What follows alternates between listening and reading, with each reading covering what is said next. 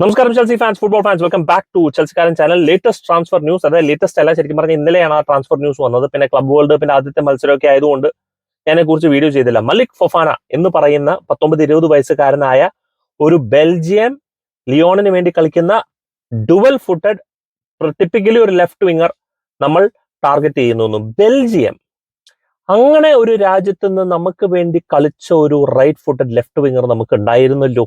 ആരായിരുന്നു എന്നെനിക്കൊരു സംശയമില്ലായില്ല. എന്നാലും നമ്മൾ മലിക് ഫൊഫാനെ ടാർഗറ്റ് ചെയ്യുന്നു. ഞാൻ പല വീഡിയോയിലും പറയുന്നുണ്ട്, അതായത് നമ്മളിപ്പോ ടാർഗറ്റ് ചെയ്യുന്ന പ്രൊഫൈലുകൾ വളരെ വ്യക്തമാണ്. ഒരു proper out and out right footed left winger, അതായത് 1-on-1 ഡുവൽസ് എടുക്കാൻ പറ്റുന്ന ഒരു ക്വാഷറക്കേലിയ അല്ലെങ്കിൽ ഒരു ഡിസറെ ഡുവേ കൈൻഡ് ഓഫ് ഒരു profile. Touch line wingers, ball control ചെയ്ത് ഡ്രിബിൾ ചെയ്ത് ഉള്ളിലേക്ക് പോയിട്ട് ചാൻസ് ക്രിയേറ്റ് ചെയ്യുക. അതായത് ഒറ്റയ്ക്ക് അങ്ങോട്ട് വിട്ട് കഴിഞ്ഞാൽ അവനെ കൊണ്ട് ചെയ്യാൻ പറ്റണം. PSG കളിക്കുന്ന അതുപോലെ തന്നെയാണ്. അതായത് ഡുവയ്ക്കൊക്കെ ബോൾ വിട്ട് കഴിഞ്ഞാൽ പിന്നെ അവന്മാർ അവിടെ നിൽക്കും, ഡുവെ എന്താ ചെയ്യണമെന്ന് നോക്കിക്കൊണ്ട്. കാരണം എങ്ങാനും ഡുവെ ബോൾ ലൂസ് ചെയ്ത് കഴിഞ്ഞാൽ അത് കവറപ്പ് ചെയ്യാൻ വേണ്ടിയിട്ടുള്ള മിഡ്ഫീൽഡേഴ്സ് വിറ്റീനെയൊക്കെ അവിടെ ഇങ്ങനെ നിൽക്കണതാണ്. സെയിം കോൺസെപ്റ്റ് തന്നെ, ഒരു 1-on-1 ഡ്രിബിൾ ചെയ്ത് ബോൾ ഉള്ളിലേക്ക് ക്യാരി ചെയ്യുക, ഷൂട്ട് ചെയ്യുക, ക്രിയേറ്റ് ചെയ്യുക. അതാണ് നമ്മൾ ഉദ്ദേശിക്കുന്നത്. എന്താ കുഴപ്പമെന്ന് വെച്ച് കഴിഞ്ഞാൽ ഒരു കംപ്ലീറ്റ് പാക്കേജ് ഒടുക്കത്തെ എക്സ്പെൻസീവ് ആയിരിക്കും. അപ്പൊ അതുപോലെ പൊട്ടൻഷ്യൽ ആയിട്ടുള്ള ഒരു പാക്കേജിനാണ് നമ്മൾ നോക്കിക്കൊണ്ടിരിക്കുന്നത്. അതുകൊണ്ടാണ് നമ്മൾ ഗിറ്റൻസിനെ ടാർഗറ്റ് ചെയ്യുന്നത്. ഇപ്പൊ ശരിക്കും പറഞ്ഞാൽ ഫൊഫാന, ഇതിൽ ഏറ്റവും ഒരു 99% നടക്കാൻ സാധ്യതയുള്ളത് ഗിറ്റൻസ് ആണ്. ഫൊഫാനെ നമ്മളൊന്ന് എൻക്വയർ ചെയ്തു, കാരണം അവന്റെ റിലീസ് ക്ലോസ് എന്തൊരു 40 million പൗണ്ടിനോളെ വരുന്നുള്ളൂ. ഇനിയിപ്പോ രണ്ടുപേരും കിട്ടിക്കഴിഞ്ഞാലും ഞാൻ ഹാപ്പിയാണ്, കാരണം രണ്ടുപേരും ഒരു എക്സൈറ്റിംഗ് പ്രൊഫൈലാണ്. ആൻഡ് ഇതിനകത്ത് മലിക് ഫൊഫാനയുടെ ഒരു ക്രിറ്റിസിസം ഉണ്ടെങ്കിൽ അവൻ കുറച്ച് physically വീക്കാണ്.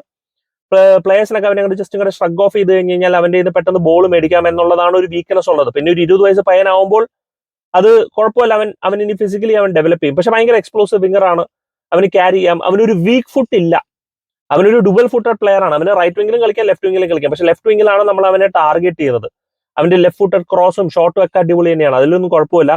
More of a chance creator, Gittens is more of A goal scorer. അപ്പോൾ അങ്ങനെ വേണമെങ്കിൽ നമുക്ക് അവരെ ഒന്ന് ഡിഫറൻഷിയേറ്റ് ചെയ്യണമെങ്കിൽ അങ്ങനെ നമുക്ക് ഡിഫറൻഷിയേറ്റ് ചെയ്യാം. പക്ഷെ രണ്ടുപേരും എക്സ്പ്ലോസീവ് ആയിട്ടുള്ള 1v1 വിങ്ങർ സ്പെഷ്യലിസ്റ്റ് ആണ്. ആൻഡ് ഈ പറയുന്ന പോലെ ഗിറ്റൻസിനെ പോലെ തന്നെ ഫൊഫാനയും ഒരു പ്രോപ്പർ ഡ്രിബിളർ ആണ്. ഒരു ഡിഫൻഡറിനെ ടേക്ക് ഓൺ ചെയ്ത് ഡ്രിബിൾ ചെയ്ത് ഉള്ളിലേക്കൊക്കെ കയറി ചാൻസ് ഒക്കെ ക്രിയേറ്റ് ചെയ്യാൻ പറ്റുന്ന ഒരു പ്ലെയർ ആണ്. അപ്പൊ നമ്മളൊരു പക്ക out and out left footed വിങ്ങറിനെ നമ്മൾ റൈറ്റ് ഫുട്ടഡ് ലെഫ്റ്റ് വിങ്ങറിനെ നമ്മൾ ടാർഗറ്റ് ചെയ്യുന്നു. അത് എൻസോ മരസ്ക പോലും ഈ വേൾഡ് കപ്പിന്റെ പ്രീ മാച്ച് കോൺഫറൻസിൽ പറയുന്നു, നമ്മളിപ്പോ ഈ ടൂർണമെന്റിൽ വെറും 3 വിങ്ങേഴ്സിനെ കൊണ്ടാണ് ഇറക്കുന്നത്.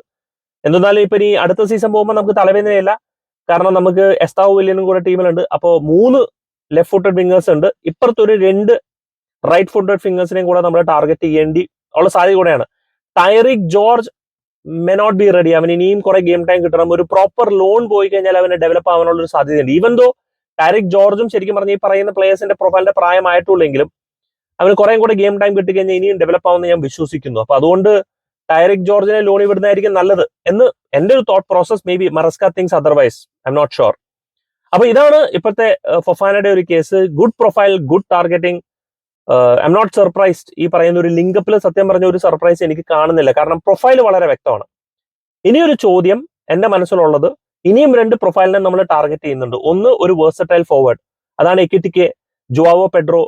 ഈ പറയുന്ന 2 പേരെ നമ്മൾ ടാർഗറ്റ് ചെയ്തിരിക്കുന്നത്. അതിന്റെ ആവശ്യമുണ്ടോ? കാരണം ജാക്സൺ, ഡെലാപ്പ് ഉള്ള സ്ഥിതിക്ക് നമുക്ക് അങ്ങനെ ഒരു പ്രൊഫൈലിന്റെ ആവശ്യമുണ്ടോ? അതോ നമ്മൾ ടാർഗറ്റ് ചെയ്യാൻ പോകുന്ന ഒരു അറ്റാക്കിംഗ് മിഡ്ഫീൽഡറിനെയാണോ? അതായത് എൻസോ ഫെർണാണ്ടസിന്റെ വേറൊരു profile. Enzo Fernandez more of a chance creator, late run into the penalty box, goal scorer. നേരെ മറിച്ച് ഒരു ബോൾ ക്യാരിയർ, ഒരു സംബടിയിലേക്ക് Kudus, Florian Wirtz, Jamal Musiala, അങ്ങനെ ബോൾ ക്യാരി ചെയ്ത് മിഡ്ഫീൽഡിൽ നിന്ന് ക്യാരി ചെയ്ത് ചാൻസ് ക്രിയേറ്റ് ചെയ്യാനും ഗോൾ സ്കോർ ചെയ്യാനും പറ്റിയ ഒരു പ്രൊഫൈൽ. അതായത് എൻസോ ഫെർണാണ്ടസ് എഫക്റ്റീവ് ആവില്ല എന്നുണ്ടെങ്കിൽ അതിന് പകരം അവിടെ കളിക്കാൻ പറ്റുന്ന ഒരു വേറൊരു പ്രൊഫൈൽ. അപ്പൊ എൻസോ ഫെർണാണ്ടസിന് കോംപ്ലിമെന്റ് ചെയ്യുന്ന ഒരു പ്രൊഫൈൽ നമ്മൾ ടാർഗറ്റ് ചെയ്യുന്നുണ്ടോ എന്നുള്ളതാണ് അടുത്തൊരു ചോദ്യം. അത് നമുക്കിനി വരുന്ന ദിവസങ്ങളിൽ അറിയാൻ പറ്റും. ഗോൾ കീപ്പറായിട്ട് നമ്മൾ ടാർഗറ്റ് ചെയ്യുന്നില്ല, മൈക്കിനെ അവൈലബിൾ ആണെന്നുണ്ടെങ്കിൽ. പക്ഷെ centre back, it's a very interesting conversation. Centre ബാക്കിന്റെ സിറ്റുവേഷൻ എന്താണെന്നുള്ളത് അറിയില്ല. നമ്മൾ അൻസൽമീനിയോ ഉണ്ട്, നമുക്കിപ്പോ സാറിനെ ഓൾറെഡി സൈൻ ചെയ്ത ഒരു പ്ലെയർ ആണ് നമ്മൾ കൊണ്ടുവന്നിട്ടുണ്ട്. അപ്പോൾ സെന്റർ ബാക്കിന് ഔട്ട് ആൻഡ് ഔട്ട് നമ്മൾ സൈൻ ചെയ്യോ, അതോ നമ്മൾ ഈ പറയുന്ന പോലെ ഫൊഫാനന്റെ മേലിൽ ഡിപ്പെൻഡന്റ് അല്ല, പക്ഷെ ഫൊഫാനെ ഉള്ള സ്ഥിതിക്ക് നമ്മൾ ഒരു ഔട്ട് ആൻഡ് ഔട്ട് സെന്റർ ബാക്കിനെ ഇനി സൈൻ ചെയ്യോ? So that's a question. അതിനെക്കുറിച്ച് ഒരു ക്ലാരിറ്റി ഇതുവരെ വന്നിട്ടില്ല. പക്ഷെ ആസ് ഓഫ് നൗ നമ്മുടെ clarity is very clear. It's a out and out touchline winger. Do let me know guys നിങ്ങളുടെ thoughts in the comment section. Thank you so much for watching. Signing FSK from ചെൽസിക്കാരൻ.